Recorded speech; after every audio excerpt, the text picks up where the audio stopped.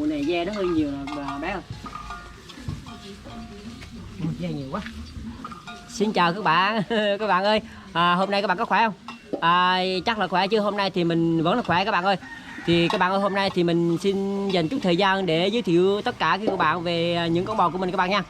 Thì nói chung thì con bò của mình thì trước thì được 9 con.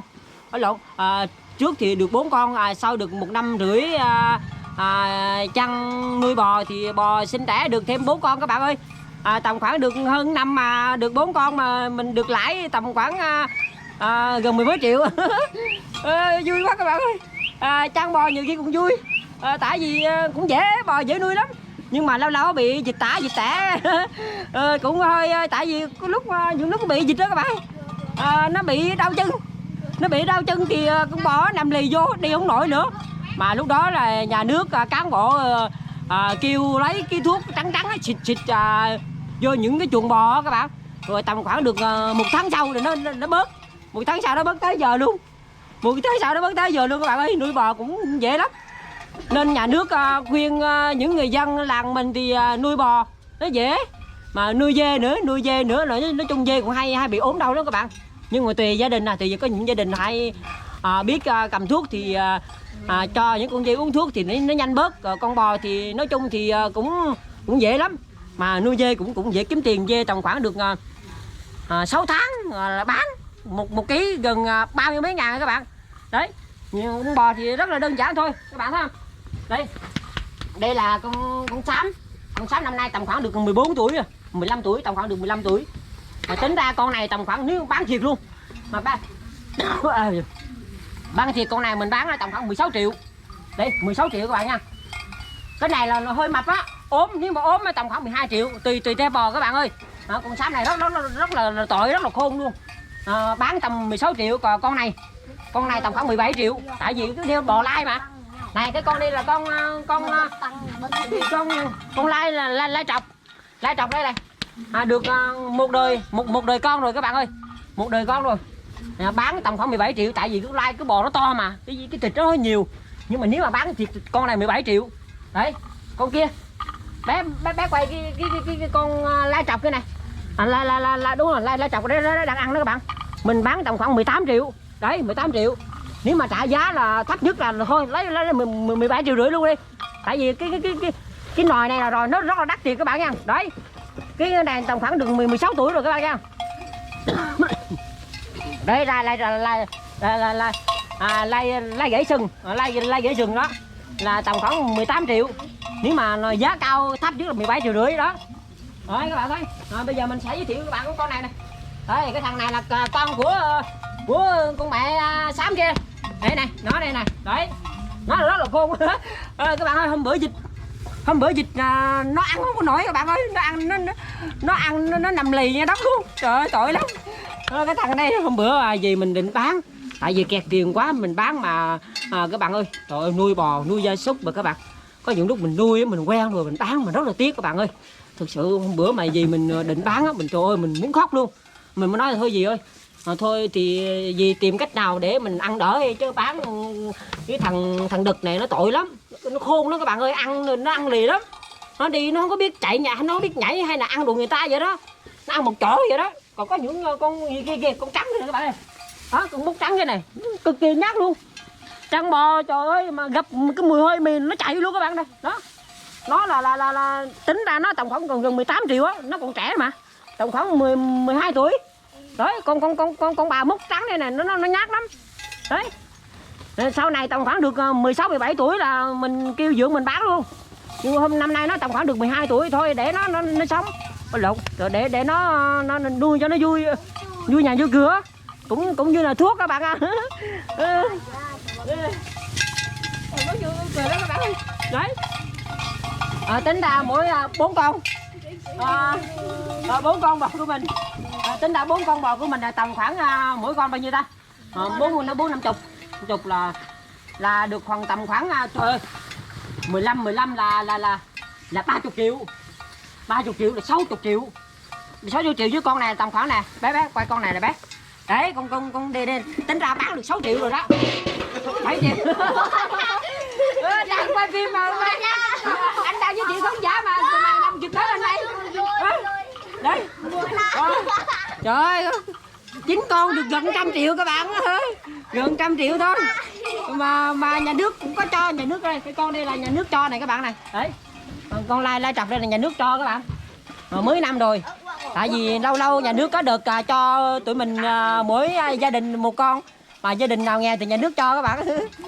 Vui lắm. Nói chung tài sản của mình nói chung gần 100 triệu các bạn ơi, chắc chưa tới 100 triệu đâu nhưng mà tầm khoảng 90 mấy triệu đó các bạn.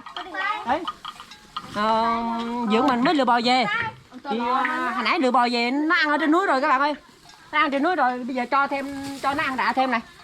Lạ rúa này gần mấy tháng rồi này. Đấy, nuôi bò cũng dễ lắm.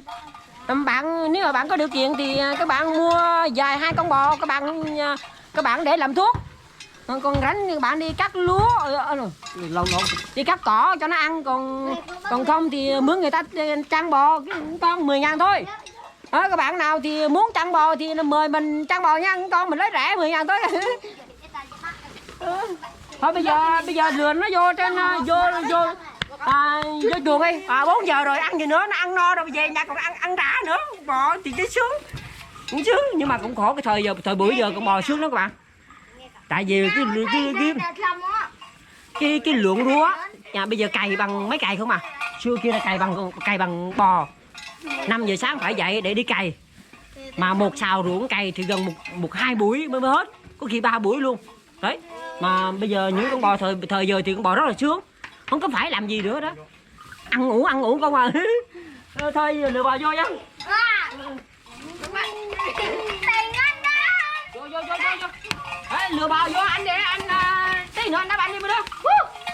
Mấy nhỏ đi chơi nhà mình chiều nay rủ đá banh quẹt như bơi nhỏ nữa. Đi đây đi, hỏi thằng đây nè. Thằng này nó nhiều lắm cả. Đi. Vô mày, vô. Tao nói một là một, hai là hai nha. Không có bà. Chỗ mới đưa. Không có bà. Vô. Không có sức luôn. Vô. Vậy dắt. Lần không. Nói chung là chăn bò trên núi vô cũng vui lắm. Đó, chỉ khổ một cái là mùa mưa thì bò nó hay chạy. Chứ bình thường mùa nắng thì chăn cũng hơi khổ tí nhưng mà khổ đâu. Nắng là nó nắng thôi chứ chăn bò mùa nắng thì rất là vui. Tại vì mùa mưa bò nó ít ăn nó chạy lắm các bạn. Nó có thay mưa là nó chạy. Các bạn nào có điều kiện về quê rồi các bạn kinh doanh dê bò nó đơn giản mà bò rất là dễ nuôi, cực kỳ dễ nuôi luôn. Lâu nó bị buổi là thường là những con bò hay mắc bệnh dịch tả các bạn. Lỡ mồm lông móng các bạn ơi. Đó thì không sao đâu, nhà nước cho vài cái thuốc là chữa bớt hết nữa à. Với lại cái phân bò cũng không có dơ lắm, nó không có hôi, ít hôi đó các bạn ơi. Cứ mỗi lần mình đi chặn là mình mình lấy cái cuốc mình quét cho nó sạch, rồi chiều nó khô là lại xong xuôi giờ đó à. Để anh vô anh cột chứ.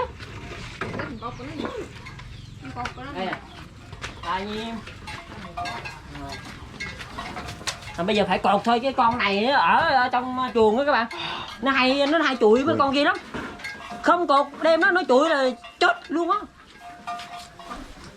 vừa ăn vừa cột luôn, nhất là con trắng kia nữa nè.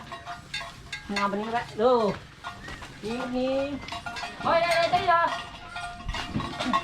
tí nữa ông nội cột ấy để nó ăn chứ bây giờ mình cột nó ăn không được, để nó ăn thêm, nó ăn no rồi thôi.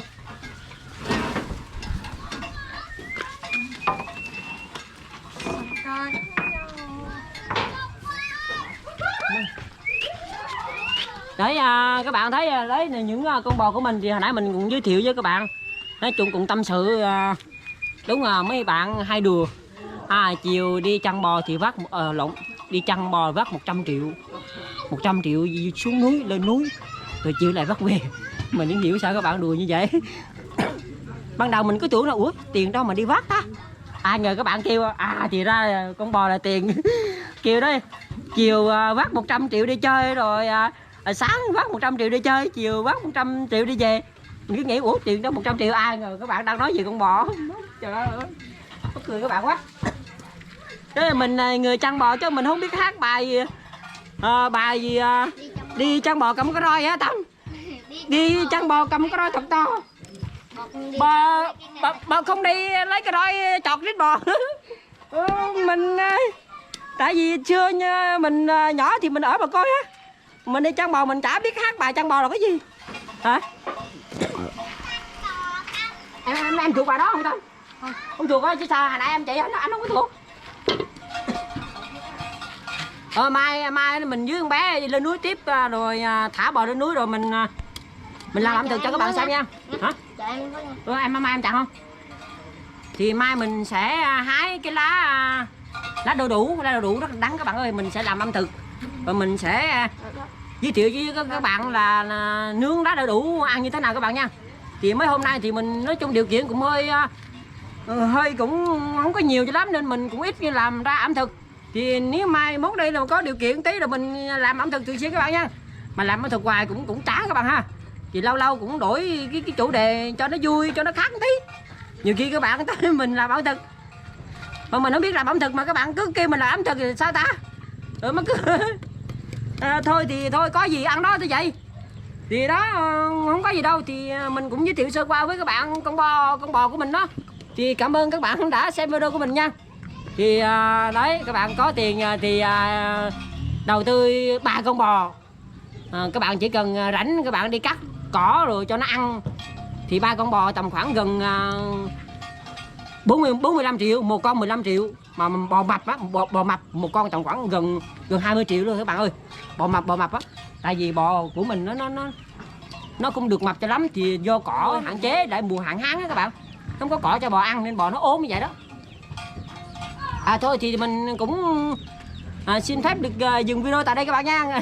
Nãy ở không giới thiệu cho các bạn sơ qua về những con bò của mình đó. Xin chào các bạn và hẹn gặp lại các bạn nhé. Bây giờ đi chơi banh tí thôi. Bây giờ chơi banh.